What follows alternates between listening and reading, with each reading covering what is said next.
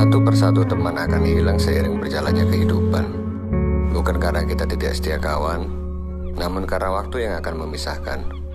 Perbedaan pemilihan jalan bukan berarti harus bermusuhan.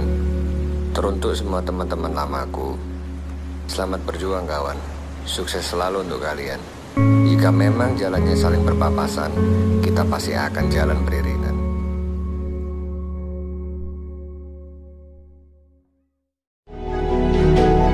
Yang paling susah adalah memaafkan diri sendiri. Yang paling berat adalah merelakan masa lalu. Yang paling sakit adalah melepaskan yang tersayang. Tapi ingat, sesulit apapun hidup, Tuhan takkan meninggalkan kita sendirian.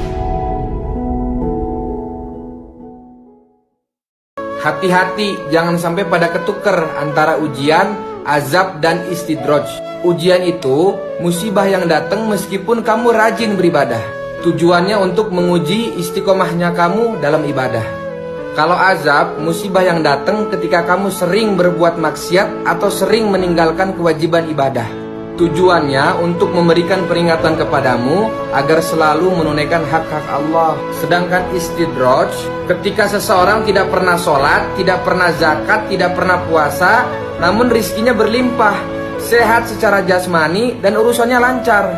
Istidraj bertujuan untuk memberikan azab yang pedih atas dirimu di hari pembalasan. Kita memiliki alasan masing-masing untuk memulai petualangan. Ada yang memulai karena patah hati, ada yang karena ingin menemukan jati diri, ada yang karena mencari rezeki, ada juga yang karena ingin melihat keindahan Ibu Pertiwi. Apapun itu, jadikan keinginanmu bertualang alasan untuk bergerak. Jangan sampai tidak bergerak karena banyak alasan. Petualangan tidak membutuhkan kerumitan. Cukup dirimu, niatan, serta waktu dan uang yang cukup. Hasil akhirnya takkan membuatmu rugi, karena petualangan adalah sesuatu yang takkan pernah habis untuk diceritakan.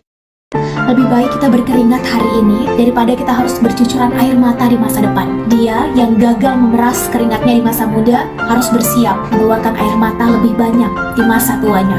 Lebih baik menahan rasa kantuk dan lapar hari ini daripada kita harus merasa was-was dengan ketidakpastian di esok hari. Pain today, pride tomorrow. Bersakit-sakit hari ini, bersusah-susah hari ini, tak ada masalah. Rasakan sakitnya, nikmati perihnya, sehingga akan ada hal yang kita banggakan di esok hari. Gak usah naik gunung itu capek guys. Tapi gak tahu kenapa aku mau balik lagi. Dan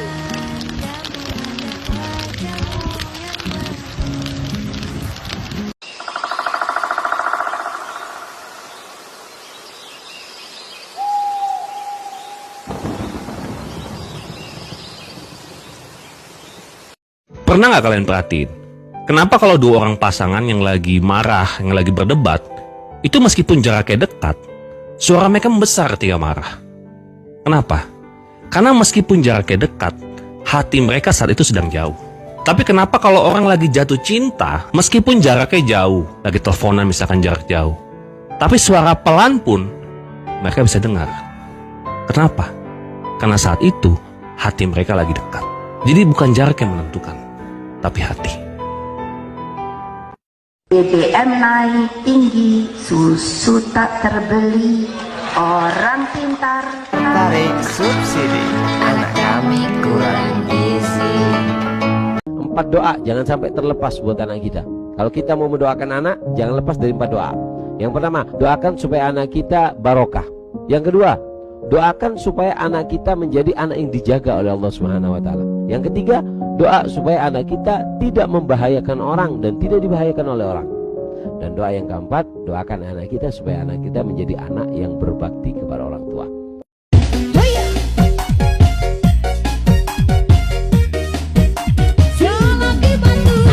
Apabila seorang laki-laki masih bisa menangis mengingat ibunya, maka sungguhnya dunia ini masih memberikan dia kesempatan untuk menjadi lebih baik. Tapi ketika seorang laki-laki itu kehilangan arti dari sebuah rasa dan air mata, maka sungguhnya dia sudah menjadi pribadi yang buruk tanpa dia sadari.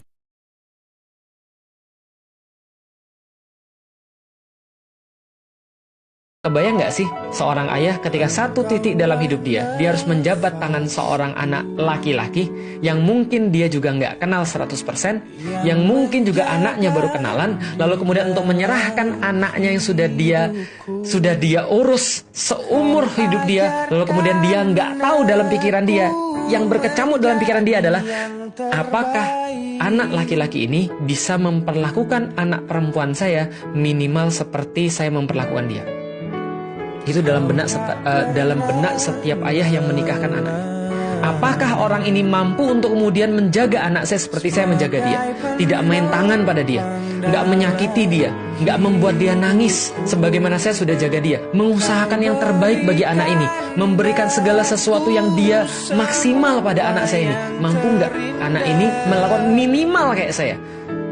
Atau bisa jadi lebih baik daripada saya? Itu di dalam setiap kepala. Niatnya sih pengen tobat,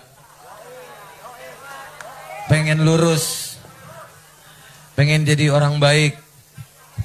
Cuma lingkungan kita masih ada anjing-anjing, babi-babi, ular-ular yang selalu mengganggu dan selalu membuat konsentrasi jadi buyar lagi.